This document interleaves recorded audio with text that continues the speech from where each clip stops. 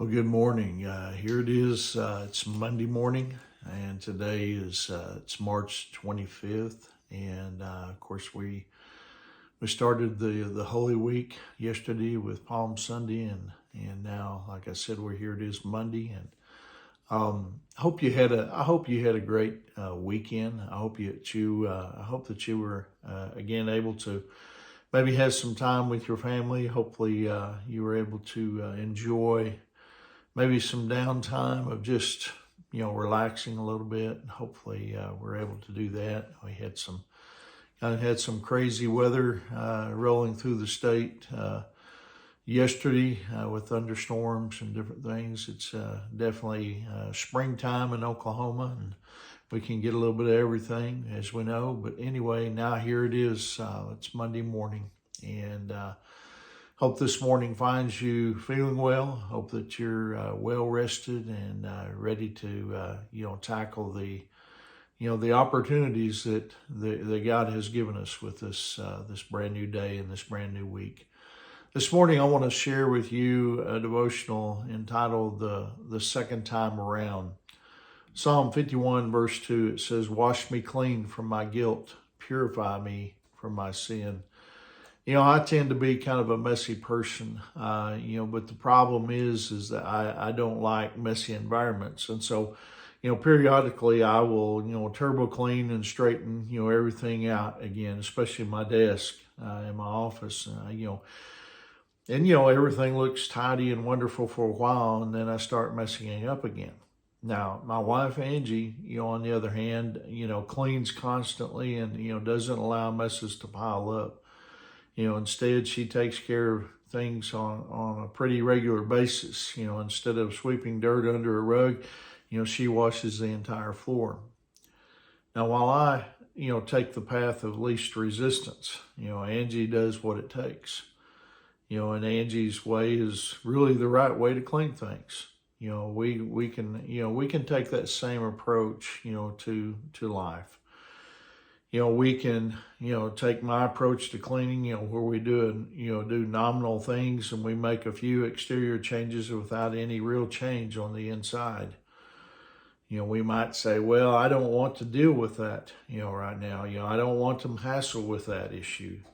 Thus, we're always putting things off, and this is how little things turn into big things. On the other hand, we can take Angie's approach to cleaning, which is thorough and taking care of it. For example, when Jesus, cleansed the temple, after his triumphant entry, into Jerusalem, it was the second time he did so. I mean, the first time he drove the merchants out with a whip.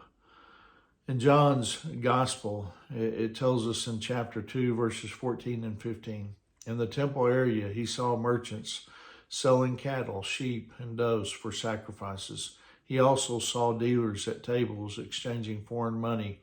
Jesus made a whip from some ropes and chased them all out of the temple. He drove out the sheep and cattle, scattered the money changers' coins over the floor, turned over their tables. Now, the Bible teaches, in 1 Corinthians 6:19, that our body is the temple of the Holy Spirit. When we first put our faith in Jesus Christ, you see, he cleanses our temple. Filthy habits are banished. A new purpose and new focus in life, grips us. But sometimes as time passes, a few of the old things, they find their way back in again. And so our lives become cluttered with things that don't belong.